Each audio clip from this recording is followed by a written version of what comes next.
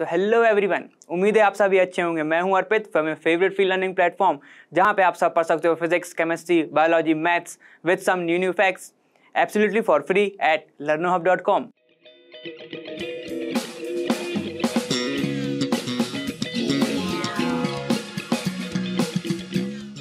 तो उम्मीद है आप सब ने ये वाला जो वन शॉट वीडियो होगा वो वाला आप कंप्लीट कर चुके होंगे, और लेकिन अब आप आ गए होंगे किस पे, एनसीईआरटी सॉल्यूशंस को स्टार्ट करने के लिए आप ये वाला वीडियो देख रहे होंगे। ठीक है, उम्मीद तो मैं यही करता हूँ। और अगर नहीं पढ़ा है तो एक बार हो सकता है तो रिवाइज करके आ जाइए, तो उसमें थोड़ा और इजी पड़ जाएगा। ठीक है, हम क्या देख चुके हैं, हम 28 क्वेश्चन अभी तक देख चुके हैं, हम 29 से हम स्टार्ट करना है।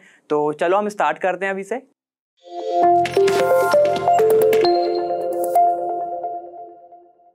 तो देखो 29th क्वेश्चन हमारा है क्या कि will CCl4 carbon tetrachloride give white precipitate of AgCl, ठीक, on heating it with silver nitrate, give reason for your answer. क्या CCl4 मतलब कार्बन टेट्राक्लोराइड विथ क्या AgNO3 क्या ये प्रेसिपिटेट देगा AgCl का कौन सा, वाइट कलर का, वाइट PPT क्या ये देगा, तो हमें ये बताना है। ठीक है, तो सबसे पहले इस रिएक्शन को होने के लिए हमें रिएक्टेंट्स के बारे में जानना पड़ेगा। ठीक है, तो जरा देखो, सबसे पहले है CCl4 मतलब कार्बन के साथ 4 क्लोरीन मिलके बॉन्ड बना रहे हैं। ठीक है, कार्बन जो है शेयरिंग से क्या बनाता है, ये बनाता है शेयरिंग से क्या बनाता है, बॉन्ड, शेयरिंग से बनाता है बॉन्ड। ठीक है, उसको ही हम बोलते हैं कोवैलेंट बॉन्ड, कोवैलेंट बॉन्ड, जो कि है तुम्हारा कौन सा, ये है नॉन पोलर कोवैलेंट बॉन्ड। ये कौन सा बॉन्ड बना रहा है, कार्बन जो है बॉन्ड बनाता है कोवैलेंट बॉन्ड, और क्लोरीन के साथ मिलके ये क्या बना रहा है, नॉन पोलर कोवैलेंट बॉन्ड। ठीक है, इतना समझ गया। चलो अब इधर बात करो, जो AgNO3 है ये देता है Ag प्लस NO3 माइनस, इसका मतलब है यहां पे बन रहा है पॉजिटिव और नेगेटिव, मतलब ये बॉन्ड बना रहा है कौन सा, आयोनिक बॉन्ड। ठीक है, एक तरफ तुम्हारा एक रिएक्टेंट है जो टूटने के लिए तैयार नहीं है, दूसरा एक रिएक्टेंट है जो टूट चुका है ऑलरेडी।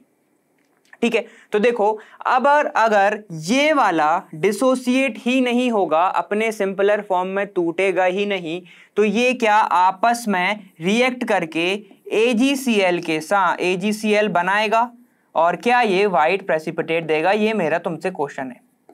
देखो अपन ने दो चीज देखी कि ये बना रहा है कोवैलेंट बॉन्ड, वो भी नॉन पोलर कोवैलेंट बॉन्ड, ये बना रहा है तुम्हारा आयोनिक बॉन्ड, जो क्या दे रहा है, चार्जेस में डिस्ट्रीब्यूट हो जाता है, टूट जाता है, सेपरेट आउट हो जाता है ना। अब ये जब एक टूट ही नहीं रहा, एक टूट गया, तो क्या ये आपस में बॉन्डिंग कर सकते हैं, नहीं कर सकते। जब ये आपस में बॉन्डिंग नहीं कर सकते, तो इनसे मिलते हुए जो कंपाउंड बन रहा है तुम्हारा AgCl, जिसको हम बोलते हैं जो बना रहा है वाइट प्रेसिपिटेट, तो क्या ये वाइट प्रेसिपिटेट बनाएगा, नहीं बनाएगा। ठीक है, तो इसका आंसर तुम सीधे सीधे लिख सकते हो, कोई क्या अलग अलग बिहेवियर के कारण।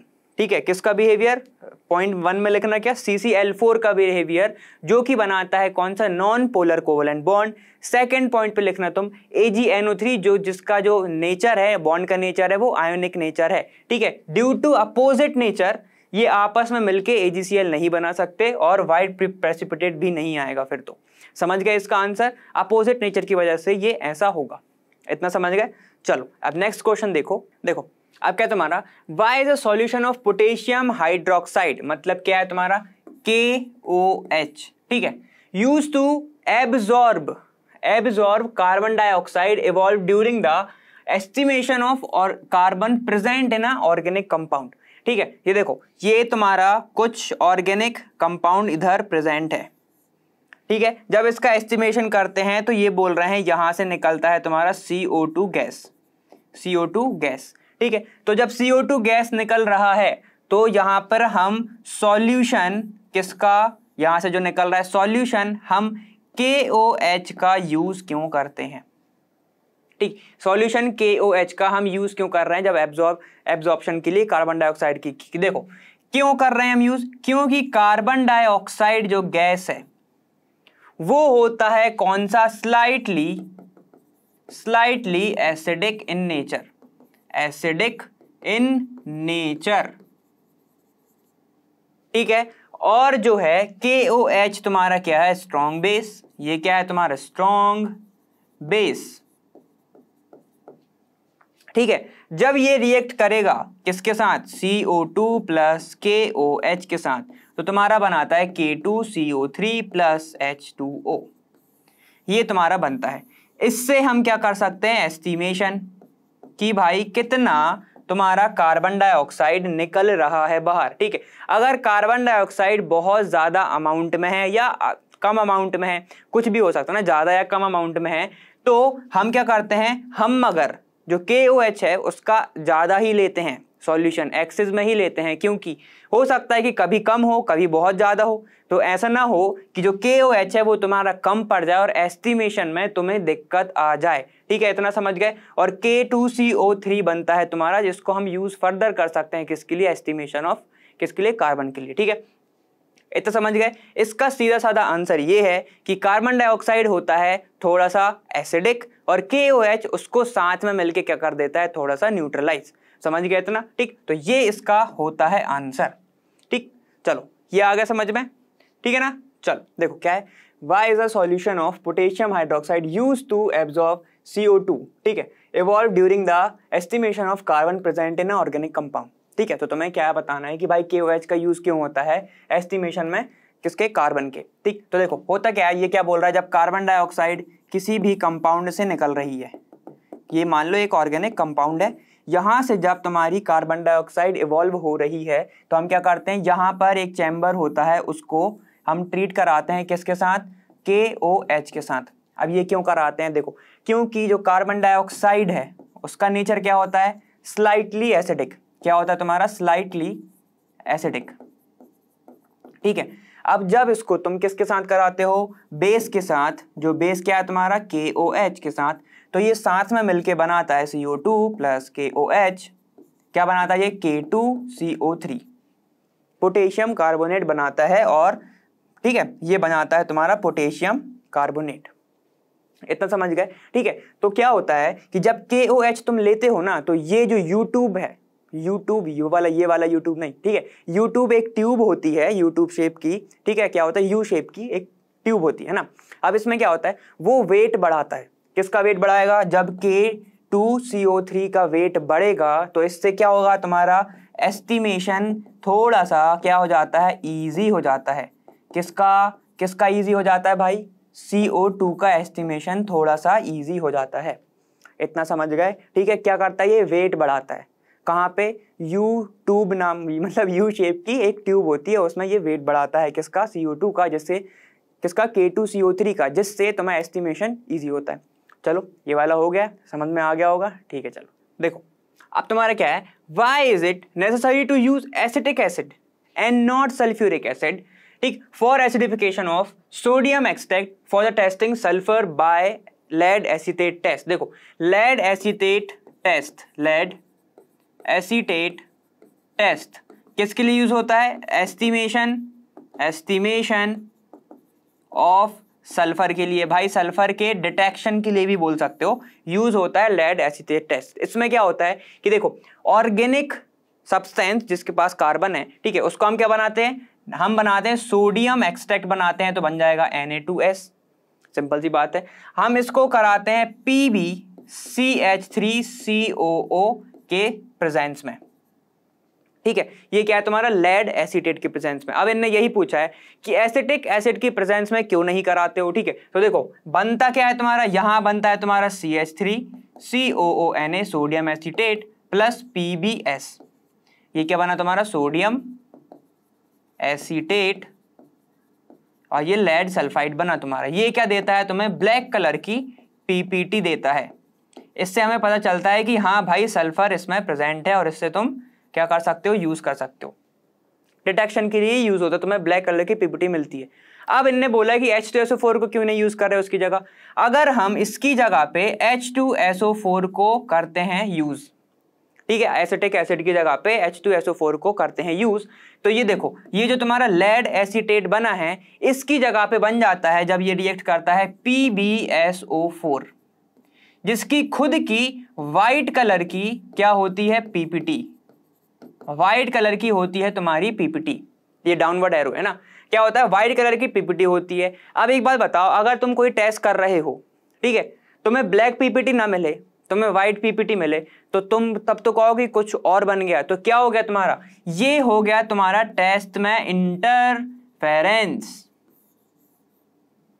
समझ गए हो, इसने तुमको गुमराह कर दिया कि भाई यही तो है सब, ठीक है। तो इसलिए किस लिए कि लेड सल्फाइड की जो पीपीटी ना बन पाए, लेड सल्फाइड ना बन पाए, इसलिए हम क्या यूज करते हैं तुम्हारा, ये लेड एसीटेट। अब लेड एसीटेट अगर बन रहा है तो क्या इसका कुछ प्रॉब्लम नहीं होता होगा, होता है,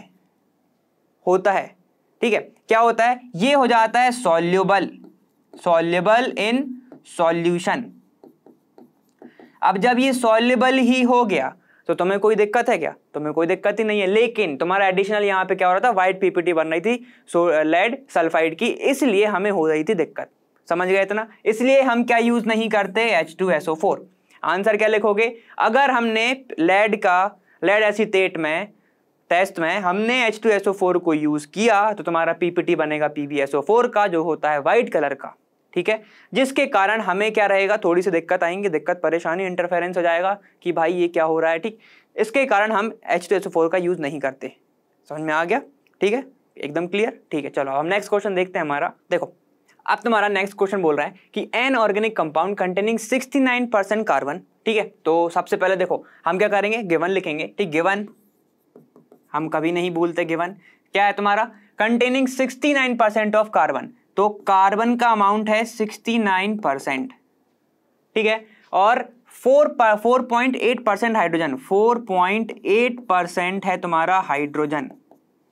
उसके बाद देखो एन रिमाइंडर बीइंग कौन सा है तुम्हारा, ऑक्सीजन। बचा कुचा है तुम्हारा ऑक्सीजन, तो बचा कुचा कितना प्रेजेंट होगा, जो देखो ऑक्सीजन, ये जो परसेंटेज है किसमें से कितने नंबर, मतलब डिजिट क्या होती है तुम्हारी जिसमें से निकलता है, 100% में से निकलता है ना परसेंटेज। तो ठीक है, हम मानते हैं कि 100% सॉल्यूशन था, जिसमें से 69% किसने ले लिया, कार्बन ने, प्लस 4.8% ले लिया तुम्हारा किसने, हाइड्रोजन ने, ठीक है। तो जो बचा कुचा है वो किसका होगा, ऑक्सीजन का होगा। तो ये कितना हो जाएगा तुम्हारा 73.8% माइनस 100, ठीक है। तो ये कितना आएगा तुम्हारा 26.2% किसका है, ऑक्सीजन का प्रेजेंट है।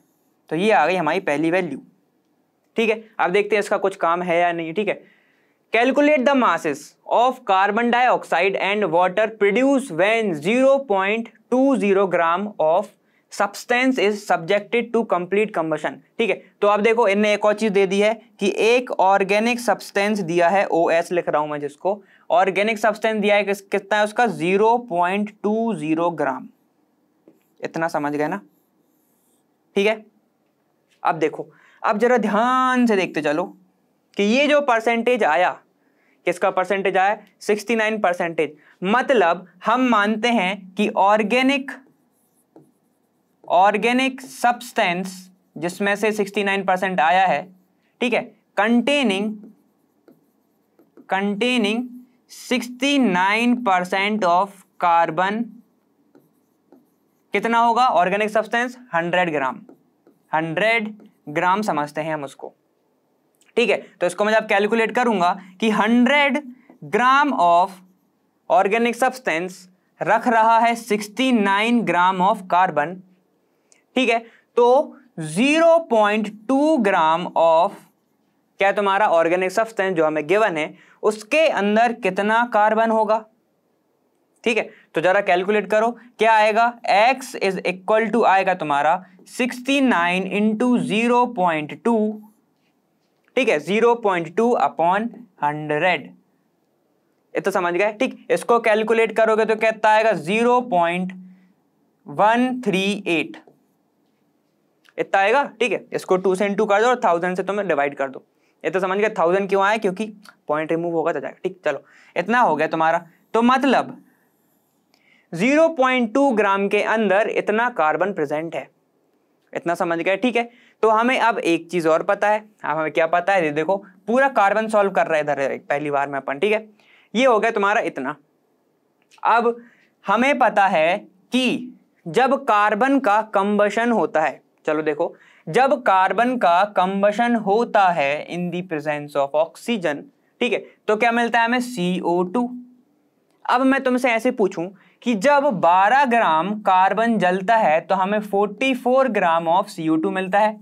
ये सही बोल रहा हूं मैं, ठीक है। चलो अब देखो, अगर 12 ग्राम ऑफ, फिर से वही बात, कार्बन जल रहा है तो हमें कितना मिलेगा, 44 gram of carbon dioxide, 44 gram of, चलो लिख भी लो, ऑफ कार्बन डाइऑक्साइड, ठीक है। चलो अब यहां पे बात करो, हमारे कितना प्रेजेंट है, 0.2 में 0.138, ठीक है। तो ये कितना आएगा, जब 0.138, हाँ, जब 0.138 जलेगा तो हमें कितना मिलेगा, 44 इंटू 0.138 अपॉन 12। इसको तुम वैसे भी रख सकते हो, जैसे हम इधर y का पुट करें, ठीक है, अभी हमने x का निकाला था, अब तुम इधर y पुट कर सकते हो, ठीक है। तो क्या मिलेगा तुम्हें, परसेंट कितना कार्बन डाइऑक्साइड मिल रहा है, ठीक। जब इसको तुम कैलकुलेट करते हो तो कितना आता है तुम्हारा, 0.506, समझ गए थे ना, 0.506 of carbon dioxide produced when, कितने ग्राम, 0.20 ग्राम ऑफ ऑर्गेनिक सब्सटेंस, क्या होता है, कंबशन होता है, ठीक है, क्या, कंबशन, ठीक है, produced when combustion of 0.20 gram of organic substance का क्या होता है, कंबशन होता है। तो तुम्हें कितना मिलता है, 0.506 ग्राम ऑफ कार्बन डाइऑक्साइड। इतना समझ गए, ठीक है। तो ये हमारा आ गया कार्बन डाइऑक्साइड का। अब ऑक्सीजन का भी सिमिलर निकालेंगे। देखो अब तुम्हें किसका निकालना है, हाइड्रोजन का, ठीक है। तो सब सेम सब रहेगा, ऑर्गेनिक सब्सटेंस कंटेनिंग कितना का कंटेन करके रख रहा है वो हाइड्रोजन, ठीक है। देखो कंटेनिंग हाइड्रोजन कितना, 4.8 ग्राम ऑफ ये हाइड्रोजन, ठीक है, कंटेनिंग 4.8 ग्राम ऑफ हाइड्रोजन, ठीक है। तो वो कितना आएगा, देखो 100 ग्राम में कितना प्रेजेंट है, 4.8 ग्राम। तो 0.2 ग्राम में कितना होगा, x होगा। तो बस कैलकुलेट करो, x इज इक्वल टू, फिर कितना आएगा, 4.8 इंटू 0.2 अपॉन कितना हो जाएगा, ये 100, ठीक है। तो ये कितना आएगा, 0.0096, ठीक है, 0.0096 आ गया तुम्हारा कितना हाइड्रोजन प्रेजेंट है इसके अंदर। बस अब ये आ गया तुम्हारा 0.2 ग्राम ऑर्गेनिक सब्सटेंस के अंदर कितना हाइड्रोजन प्रेजेंट है, 0.0096। ये तो समझ गए। चलो अब बात करते हैं हम इसकी, आगे हम जैसे उसका निकाला था कार्बन डाइऑक्साइड का, हमको पता है जब हाइड्रोजन का ऑक्सीडेशन होता है तो H2O बनता है। तो मतलब 2 ग्राम ऑफ हाइड्रोजन जब जल रहा है तो 18 ग्राम ऑफ जल रहा है, मतलब ऑक्सीडाइज हो रहा है, तो हमें क्या मिलता है, 18 ग्राम ऑफ वाटर मिलता है, ठीक है। तो बस कर दो, जब 2 ग्राम ऑफ हाइड्रोजन है तो हमें 18 ग्राम ऑफ क्या मिल रहा है, H2O, 18 gram of H2O, 18 gram of H2O, ठीक है। चलो अब देखो, अब क्या होगा, जब 0.0096 ग्राम ऑफ हाइड्रोजन का ऑक्सीडेशन होगा तो हमें कितना मिलेगा, चलो हम इसको मान ले रहे हैं m, ठीक है, उसको हमने सीधे कर दिया था, इसको m मान लेते हैं, ठीक है। तो m की वैल्यू निकालो, m इज इक्वल टू कितना हो जाएगा, 18 इंटू 0.0096 अपॉन 2, ठीक है, यही होगा। जब इसको कैलकुलेट करोगे तो m इज इक्वल टू आएगा तुम्हारा 0.0864, समझ गए इतना, 0.0864। और ये हम निकाल क्या रहे हैं, तुम्हारा कितना मास आ रहा है, तो सारी की सारी वैल्यू किस में आएगी, ग्राम में, ठीक है। तो देखो ये हमने जैसे कार्बन का निकाला था, कार्बन वाले में भी ग्राम लगाना जरूरी है, ठीक है। तो देखो ये क्या हो जाएगा, 0.0096 जब ये किस में प्रेजेंट है? 0.2 ग्राम ऑफ ऑर्गेनिक सब्सटेंस में कितना प्रेजेंट है हाइड्रोजन? 0.0096। जब ये ऑक्सीडाइज होगा और वाटर बनाएगा तो कितना आएगा तुम्हारा? 0.0864 ग्राम ऑफ तुम्हें वाटर मिलेगा। समझ गए थे ना? तो इसको लिखोगे तुम 0.064 gram of water produced when combustion या फिर ऑन कंबशन ऑफ कितना? 0.20 gram of organic substance. Answer ठीक है। तो हमें यही तो निकालना था। कितना? ऑक्सीजन का तो कुछ काम ही नहीं था। अगर तुम ये वाला जो कन्वर्जन है वो ना भी करो तो चलेगा। ठीक है, समझ गए थे ना? चलो ये वाला क्वेश्चन हो गया फिनिश। नेक्स्ट देखते हैं अब हम। देखो अब क्या है तुम्हारा?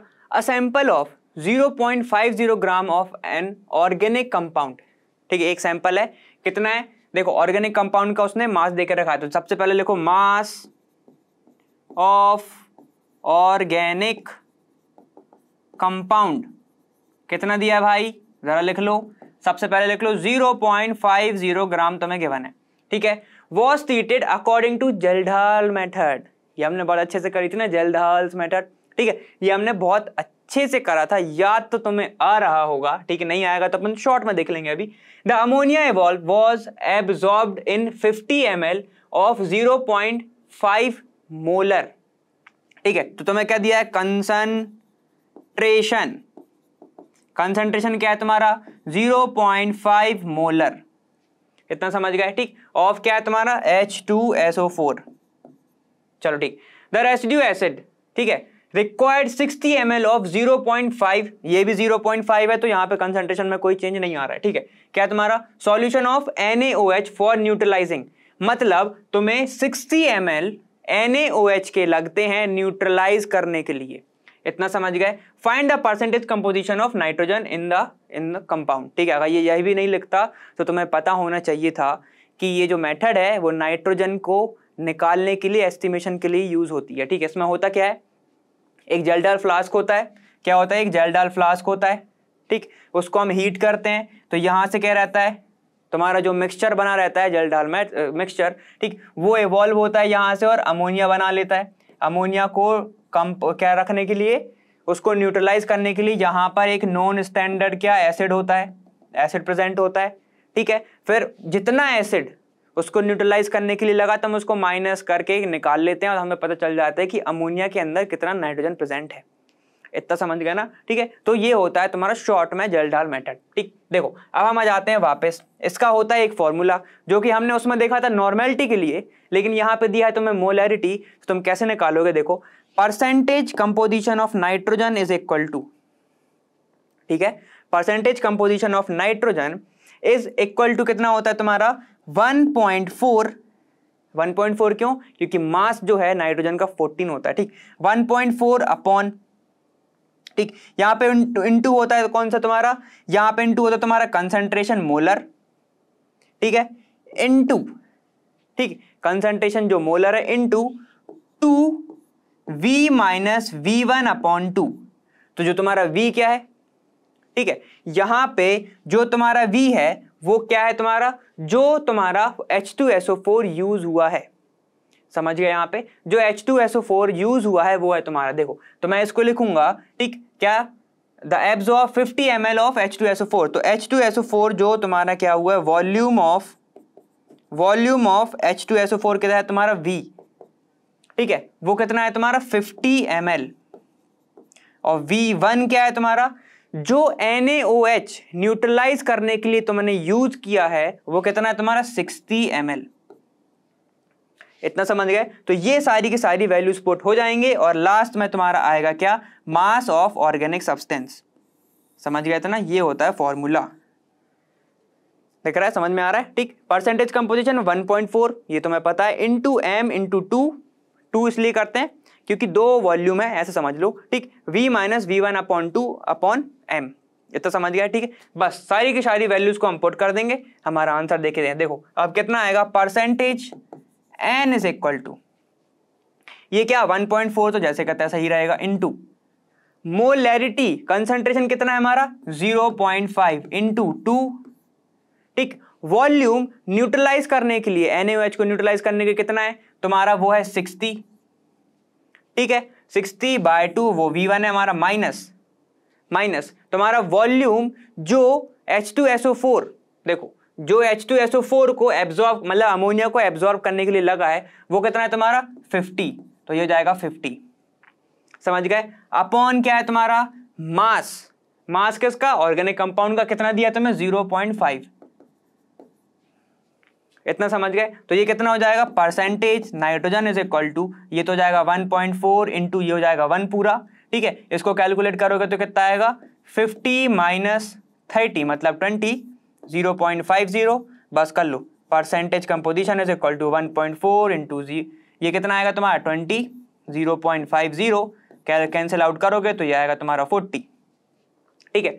निकालोगे percentage nitrogen is equal to 56%, मतलब नाइट्रोजन का परसेंटेज कितना है 56% प्रेजेंट है इस पूरे के पूरे रिएक्शन के दौरान पे, समझ गए ना इतना। देखो अब क्या हुआ, एक बार अपन देख लेते हैं। अमोनिया जो एवॉल्व हुई, देखो यहां से जो अमोनिया एवॉल्व हुई, ठीक है, उसको एब्जॉर्ब करने के लिए जो नोन H2SO4 है, यहां पे मैंने बोला था कि नोन एसिड लेते हैं, तो जो नोन है जिसको हम बोलते हैं स्टैंडर्ड वैल्यू वाला, ठीक है, तो यहां पे नोन H2SO4 हमने लिया, कितना कंज्यूम हो गया 50 ml यूज हो गया उसको एब्जॉर्ब करने के चक्कर में, ठीक है। बाकी का जो बचा कुचा एसिड है, ठीक है, द रेसिड्यू एसिड रिक्वायर्ड, उसको कितना ml 60 ml लगा, इस जो बच गया है एसिड तुम्हारा, इसको लगा कितना 60 ml ऑफ NaOH, ठीक है। उसके बाद क्या है फॉर न्यूट्रलाइजिंग, और हमने जब इस पूरे में कैलकुलेट किया, ठीक है, तो हमारा 56% नाइट्रोजन प्रेजेंट था पूरे के पूरे रिएक्शंस के अकॉर्डिंग पे, ठीक है, उसके दौरान, समझ गए इतना। तो ये वाला क्वेश्चन हमारा फिनिश हो गया है, ठीक है। तो इसी के साथ ये वाला क्वेश्चन हमारा हो गया फिनिश, और हमारी वीडियो भी ये वाली हो गई है फिनिश, ठीक है। अब हम क्या करेंगे, बस थोड़े से क्वेश्चंस और बचे हैं, ठीक, हमें 40 क्वेश्चन है इस पूरे चैप्टर में, ठीक है, थोड़े से क्वेश्चन और बचे हैं, वो हम अगले वीडियो में फिनिश कर देंगे, और फिर ये वाला चैप्टर भी आपका हो जाएगा फुल्ली प्रिपेयर्ड, और सॉल्यूशन में आपको कुछ भी डाउट नहीं होगा मेरे ख्याल से तो, और होगा तो बताना जरूर, ठीक है। तब तक के लिए मैं चलता हूं, और हम मिलेंगे वापस वहां, लर्न हुआ फ्री है पर बेस्ट जहां।